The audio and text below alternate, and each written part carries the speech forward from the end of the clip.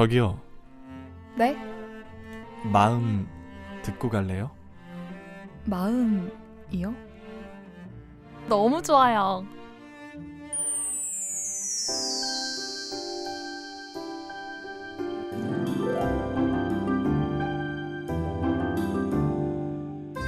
이고은 박사의 마음 라디오.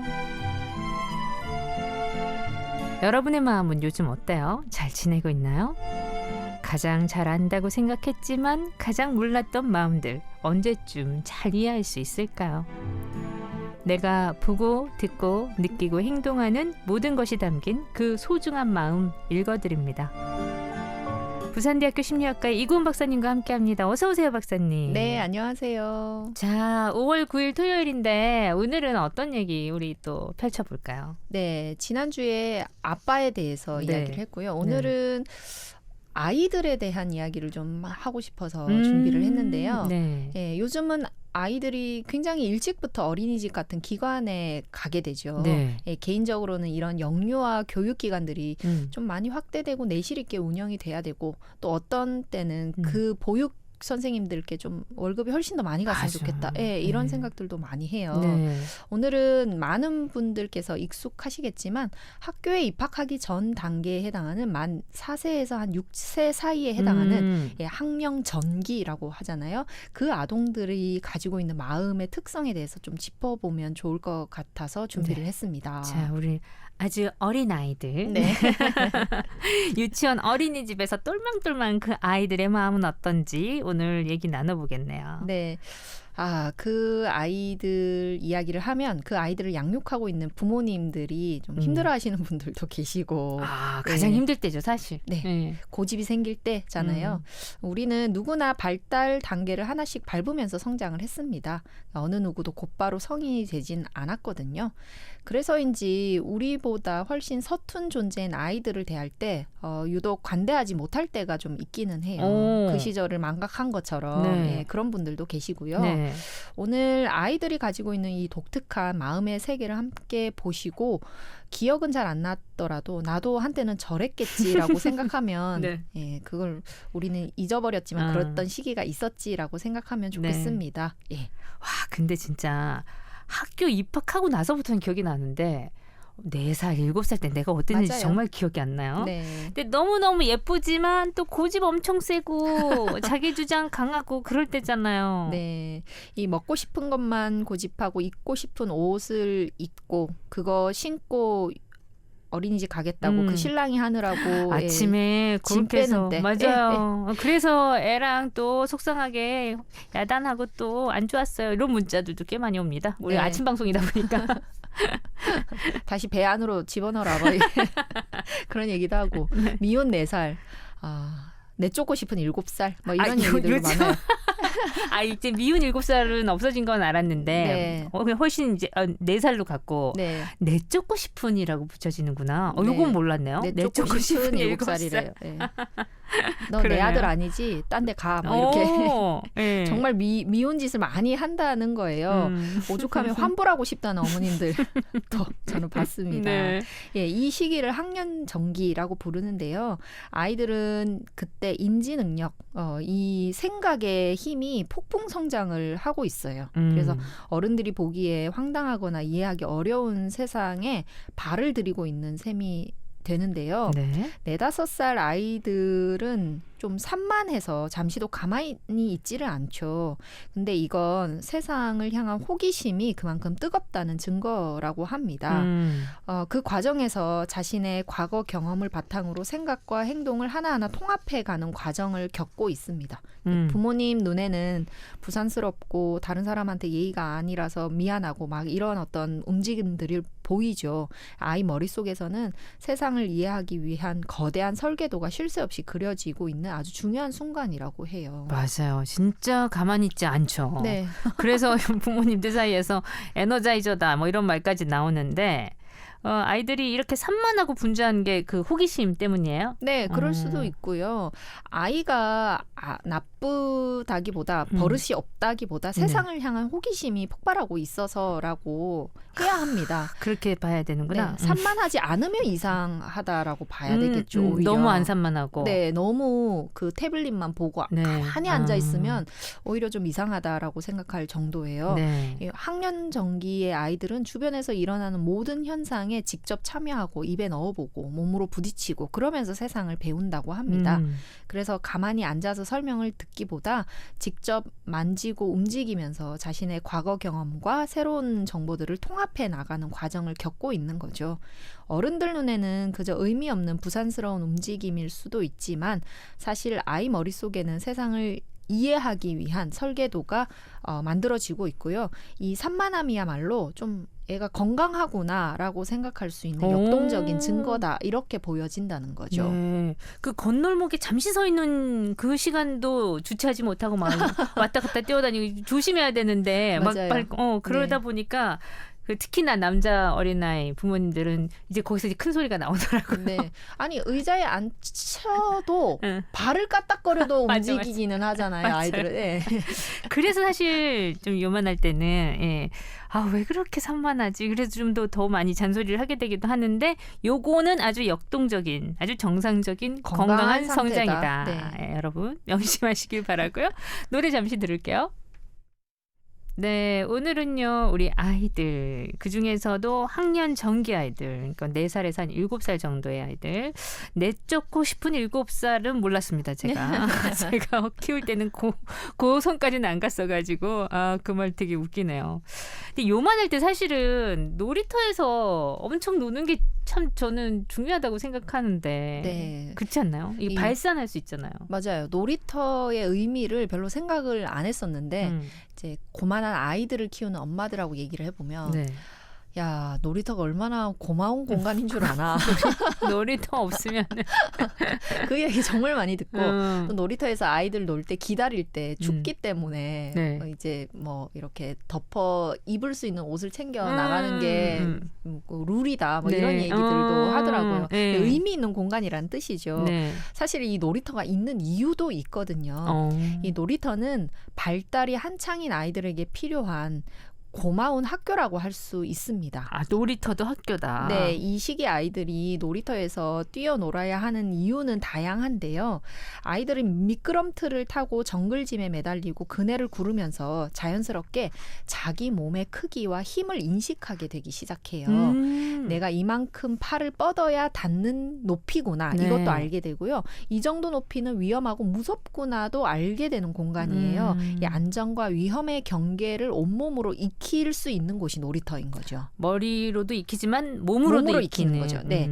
그러니까 어른들이 놀이터라는 공간에 대해서는 조금 더 관대해질 필요가 있어요. 그래서 그곳은 단순한 놀이 장소로만 기능하는 곳이 아니라 네. 아이들이 몸소 성장을 읽어내는 현장이다. 이렇게 보여진다는 거죠. 네. 사실 이 시기 아동이 산만해 보이는 건 주변 환경과 상호작용하면서 생각을 키워나가는 중이라고 말씀드렸잖아요. 네. 그래서 오히려 한 자리에 가만히 있기만 하다면 좀 더 어색한 그런 어떤 모습일 수도 있습니다. 네. 이 컵을 지나치게 기울이면 물이 쏟아진다는 아주 단순한 원리도 아이들은 몰라요. 그래서 직접 해보고 알게 되는 그 소중한 공부가 되는 거죠. 네. 그래서 물이나 주스를 좀 쏟아버리더라도 너무 야단치지 마시고 그렇다고 너무 웃지도 마시고 마음을 가라앉히시고 네. 엄마 쏟았네, 엄마 닦아줄게 이렇게 많이 기울이면 쏟아지지 이제 이렇게 공부하고 계신다고 생각을 해주셔야 할 것 같아요.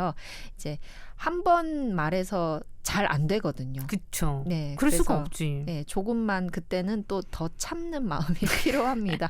한 번 말해서 바로 고쳐지지 않더라도 네. 그건 반항이 아니라 아이가 잘 안 돼서 그렇다고 생각을 하시고요. 배움의 과정이 아직 진행 중이라고 이해를 하는 게 이제 보호자의 역할일 것 같습니다. 그리고 서로에게도 참 좋죠. 네. 이해를 해야 부모도 편해요. 이해하지 이제 않으면 더 화낼 수가 있으니까. 대화만 해도 좀 피곤해지는 게 있네요.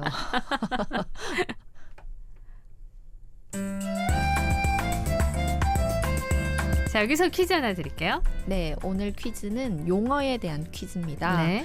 어린 사람을 격식을 갖추어 이루는 용어로 1920년에 방정환 선생님이 아동을 하나의 인격체로 보아야 한다는 취지에서 처음으로 사용하기 시작한 단어인데요. 이 단어는 무엇일까요? 보기. 네, 1번 어린이, 2번 어른.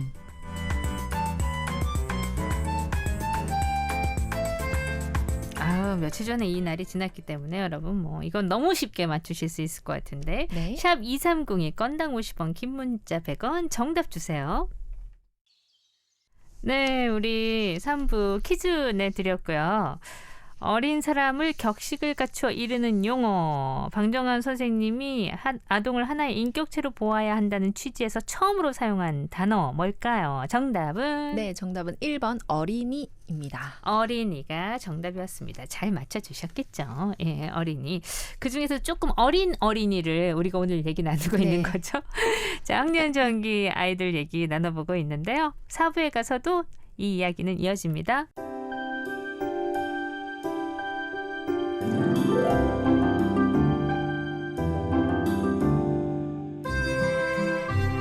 이고은 박사의 마음 라디오 함께하고 있고요. 우리 오늘은 아이들의 마음을 한번 알아보고 있는데 아이들의 마음을 이해하고 기다려야 된다는 거 이건 뭐 너무 당연하죠. 근데 이게 행동으로 딱 나오기가 참 쉽지가 않아요. 네, 화를 참기가 좀 어렵잖아요, 사실. 그러니까요. 소리를 꽥 지르게 되고 또 돌아서서 후회하고. 후회하시고 예, 아이한테 미안하다 하고 같이 울고.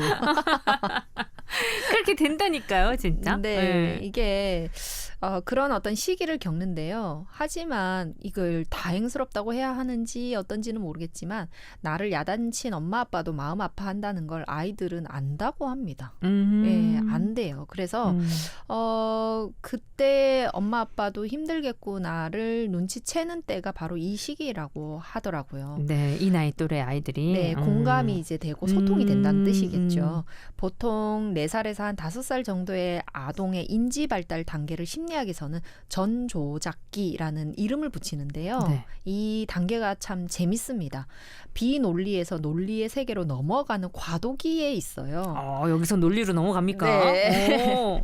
그래서 어른이 듣기에는 엉뚱하고 우스꽝스러운 계산을 하기도 하는데요. 예를 네. 들면 1,000원짜리 지폐 한 장보다 100원짜리 10개가 10개가 아니라 5개가 더 개수가 많으니까 더 큰 돈이라고 인식할 수 있는 때가 딱 이때입니다. 이게 이제 논리인 거죠. 네, 자기한테는 이제 논리인데 네, 비논리에 해당하잖아요. 이 시기가 지나면 큰 돈이 뭔지 알게 되니까요. 예, 그렇게 되는 거죠. 네네. 이제 간격을 늘려놓으면 더 큰 거다 이렇게 생각을 해버리고 아직은 부분과 전체의 논리적인 어떤 관계를 파악하는 것이 어렵기 때문에 이런 생각들을 하거든요. 네. 패턴이나 순서를 이해하는 것도 서툴러서 물건을 순서대로 정리하거나 크기별로 분류하는 일을 힘들어할 수밖에 없고 그게 무슨 의미가 있는지도 잘 모릅니다. 그렇지. 예. 의미를 모르지. 네, 그래서 아이가 장난감을 제자리에 두지 않는다는 잔소리를 하실 수 있는데 아이는 몰라서 못하거든요. 그래서 이걸 하는 요령은 놀이처럼 해보라고 네. 해요. 똑같은 색깔끼리 우리가 모아볼까라고 하시든지 아니면 이건 크기가 큰 것끼리 정리를 해볼까 이런 식으로 가르쳐주면 아이가 그걸 되게 재밌어하는 단계를 거친다고 합니다. 네. 물론 한 번에 잘 해내지는 못해요. 정리하다가 엎어버리거나 그죠. 네. 일이 더 많아지죠. 네, 그리고 빨래를 잘 개놨는데 예, 이렇게 엎어버리는 경우들이 내가 도와줄게 많잖아요. 하고서는 엉뚱하게 개고. 엉망으로 만들고 그렇지만 그게 애지 뭐라고 생각할 수 있는 게 어른이니까요. 네. 그런 어떤 시기가 지나서 한 7살 정도가 되면 순서도 이제 머릿속으로 정리가 되고 숫자, 양, 질의 개념도 익숙해진다고 합니다. 4-5살 때는 큰 컵에다가 따라주면 우유가 많다고 생각하고 네.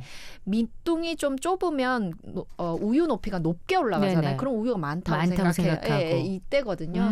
이때의 어떤 인지 능력을 활용하셔서 자 아빠 거보다 니께 많잖아라고 할 수도 있는 때니까요. 그런 것도 한번 활용을 해보셔도 좋을 것 같아요. 네. 그리고 이 시기가 이제 좀 사회성이 생기는 때 아닌가요? 네, 맞습니다. 그죠? 네. 그 사회성이 중요한 공감 능력이 타고나는 건지 아니면 학습이 필요한지 이것도 좀 궁금하기는 해요. 뭐 공감 능력 같은 경우에는 어느 정도는 타고나는 면이 분명히 있기는 하거든요. 그래서 태어날 때부터 유독 다른 사람의 감정에 민감하게 공감하고 반응해주는 맞아. 아이들이 있기는 있어요. 네. 하지만 그게 또 전부는 아니에요. 그래서 아이들이 가진 이 본능적인 공감 능력에는 한계가 있기 때문에 반드시 후천적인 학습이 병행돼야 되는 것도 맞습니다. 아, 공감 능력은 학습이 꼭 병행돼야 된다. 네. 그래서 공감이라는 건 단순히 다른 사람의 기분을 느끼는 것을 넘어서 나 외에 다른 사람이 존재할 수 있고 다른 사람은 또 다른 사람의 마음이 있다라는 걸 머리로 이해하면서 이제 뒷받침이 되는 거거든요. 네. 다른 사람의 입장을 고려할 줄 아는 사고의 힘이 발달해야 한다는 뜻입니다. 예를 들어서 이 서너 살 때 아이들은 내가 어린이집에 가 있는 동안 엄마나 아빠는 그 시간을 어떻게 보냈는지에 대한 이해가 잘 없어요. 네. 그래서 물어봐도 이게 무슨 소리인지 몰라 하거나 다른 사람의 마음이 존재한다는 것 네. 자체를 몰라서 그렇거든요.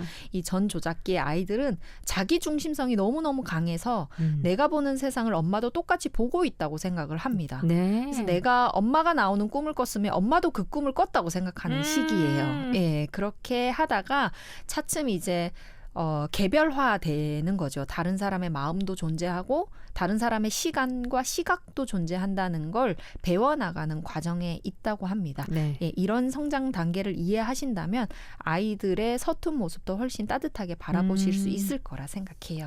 사실 그 육아를 할 때 이 시기가 정말 힘든 시기이긴 한데 네. 정말 올인해서 정신없이 애를 키우잖아요. 근데 이제 이 시기를 지나오고 나서 부모님들 얘기는 그 시대가 참 행복했다라고 하는 분들 선배들은 많거든요. 네, 그때가 굉장히 예뻤다. 그때 말 자체가 네. 좋았다라고. 너무 귀엽고 예. 예뻤고. 그래서 그때를 기억하고 계시는 부모님들도 굉장히 많더라고요. 그래서 정말로 티 심은데 티 나는 건지 저는 엄마가 기억해 주시는 티시면 돼, 티나. 엄마가 기억해 주시는 저의 모습 중에 네. 하나 기억나는 건 네. 제가 동화책을 보면서 되게 이제 죽음이라는 것에 대한 이해를 해서 엄마한테 물었대요. 엄마 네. 사람이 나이가 들고 할머니 되고 할아버지 되고 나면 하늘 날아가는 거야? 네. 이렇게 물었는데 엄마가 그 순간에 이 어린아이가 영원한 이별에 대한 걸 인지해서 슬퍼할까 봐 걱정이 돼서 되게 조심스럽게 설명을 했대요. 이건 그 누구도 피해갈 수 없는 과정이고 엄마 아빠 또한 나이가 들고 할머니 할아버지가 돼서 너를 떠나가는 세상을 떠나는 그런 개념이 있다라고 해서 이 F의 아이였으면 네. 슬퍼하거나 네. 하는 거에 있어야 될 텐데 제 대답이 되게 관건이었다 하더라고요. 뭐라고 하셨어요? 저는 이렇게 대답했대요. 그때 엄마 아빠가 늙어서 하늘나라 갈 시기가 되면 나는 그럼 그때 어른이 되었겠네? 이렇게 시간 개념을 이렇게 와, 생각을 하고 똑똑했네. 또 양지 바른 곳에 묻어준다 하더래요. 야, T 심은 돼, T 난다고. F 심은 돼, F 난다고. 우리 딸은 같이 죽자고 그렇게 울었어요. 예, 이게 죽음을 받아들일 때 정서를 받아들이는 거예요. 그 아이는. 나랑 같이 죽어야 된다. 죽음이라는 거를 슬픈 개념으로 먼저 받아들이는 거고 저는 이렇게 시간의 흐름으로 체계적으로 받아들이는 딱딱딱딱. 인지를 받아들였던 야. 아이였나 봐요. 그러고 나서 양지 바른 곳에 묻어준다는 거 아마 청개구리 그 동화에서 양지 바른 곳에 묻고 아니면 그 음지 네. 강가에 묻는 바람에 개굴개굴 울었다는 그게 생각이 났는지 네. 엄마 아빠는 양지 바른 곳에 묻겠다고 제가 대답을 했대요. 그래서 그때 아마 엄마가 충격을 받으셨는지 기억을 하고 계시는구나. 한 번씩은 그 빵 샀어 얘기를 하면 엄마 나는 뭐라고 대답했겠어 하면 너는 그거보다 더 심한 대답이 있었다고 막 그런 얘기를 하시더라고요. 야, 충격은 충격이죠. 엄마가 돌아가시는 거야? 그럼 양지 바른 데 묻어둘게. 그러니까 제 역할을 하는 거죠. 양지 그 바른 꼬맹이가. 곳에 그랬다고 하더라고요. 네. 그 어떤 시기를 우리가 지나게 되잖아요. 그래서 우리 모두 한때는 아이였고 그런 보호자들 곁에서 자라났고 또 네. 우리는 또 그런 보호자가 되고 이런 어떤 따뜻한 보살핌을 우리가 생각한다면 내 곁에 아이들 꼭 내 아이만 이 아니더라도 내 주변에 있는 아이들에게 그리고 세상의 모든 어린이에게 조금 더 관대하고 우리가 따뜻한 어른이 될 수 있지 않을까 하는 생각을 해봅니다. 맞습니다. 진짜 내 아이뿐만 아니라 모든 어린이에게 관대하고 다정한 어른 우린 충분히 될 수 있잖아요. 그죠? 그렇죠. 예. 되어야겠죠. 그렇죠. 네.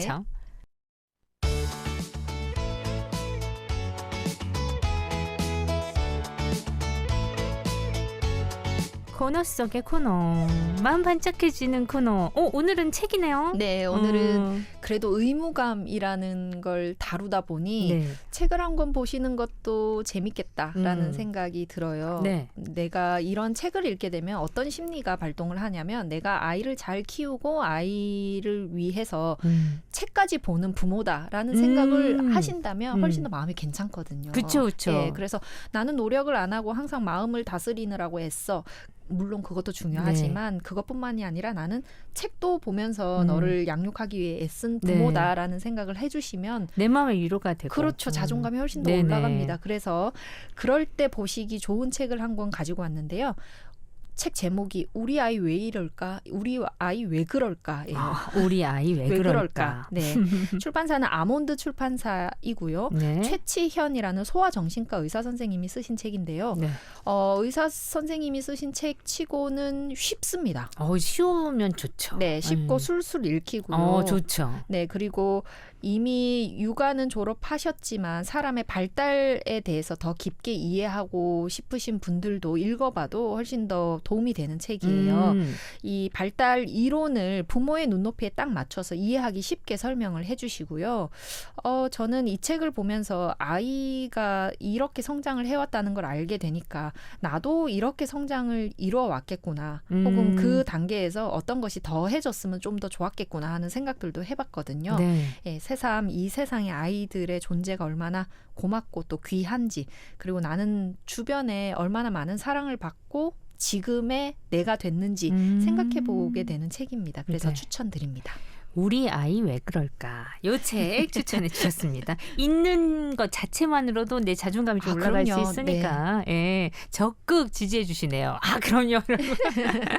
자, 오늘 박사님 얘기 즐거웠고요. 다음 주 기대할게요. 네, 고맙습니다.